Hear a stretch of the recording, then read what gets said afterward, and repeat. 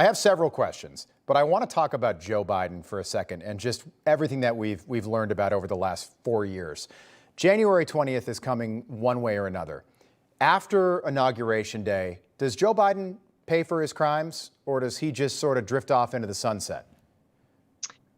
Look, I don't think Joe Biden, anything will happen to him. You saw with Robert Hur, the special counsel looking at the alleged mishandling of classified information. He found that, yes, there was plenty there that Joe Biden had mishandled classified information, including showing it to his biographer, Right. and holding on to material from his Senate days, which is completely illegal. But he said that a jury would not be able to convict him because they would see Joe Biden as an elderly man with a fading memory. So I think Joe Biden would get off the hook in that sense. And then as for Hunter Biden, of course, because of the IRS whistleblowers who ensured that that sweetheart plea deal the Department of Justice was going to give to Hunter collapsed. Yeah.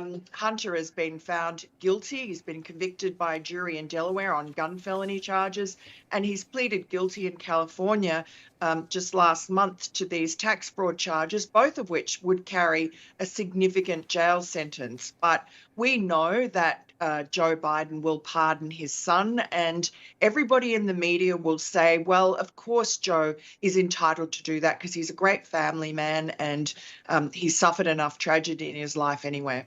I totally agree with you. In fact, I've asked Jason Miller this before. Would Donald Trump consider, campaigning on maybe a Hunter Biden laptop, maybe even a Joe Biden laptop?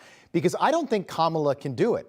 Look at Gerald Ford, right? Let's say Kamala wins. I don't think she'll get away with trying to pardon Hunter, same reason that Gerald Ford did it to Nixon and then he lost to Carter in '76.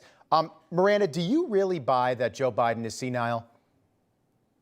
Look, I think that he's certainly fading cognitively. And remember back in, I think, the 80s, he had a couple of cerebral hemorrhages. He had brain surgery. So I think that probably feeds into his decline.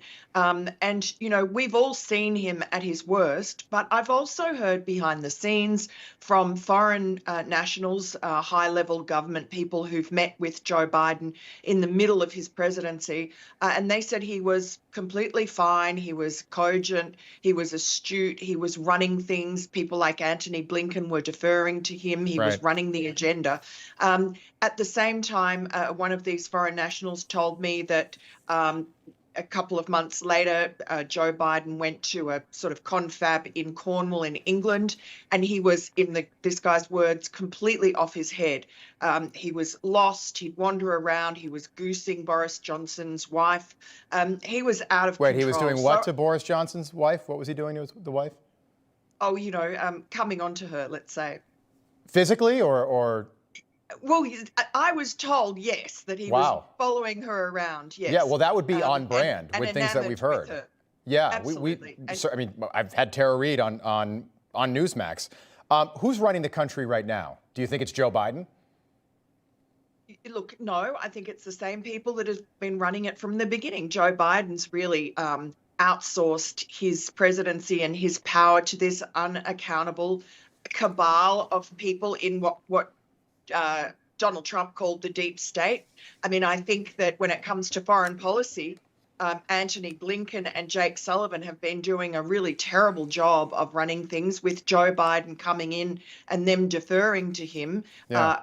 With disastrous consequences. You look at what happened with the withdrawal from Afghanistan, which was the beginning of, the real downfall for American foreign policy. I think that people, the bad actors around the world, whether it be Vladimir Putin or President Xi in China, looked at that and saw his American weakness and incompetence writ large. So let's make hay while the sun shines. And that's, in fact, what they've done. Yeah. The world is on fire under Joe Biden, just as it was under Barack Obama.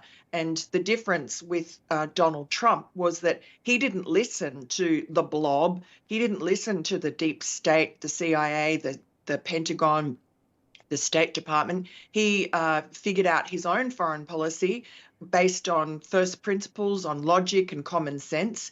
And under him, Iran was on its knees. It was broke. It wasn't able to fund proxies to attack Israel.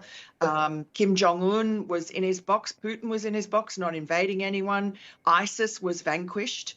Under Donald Trump, the world was a lot safer and calmer.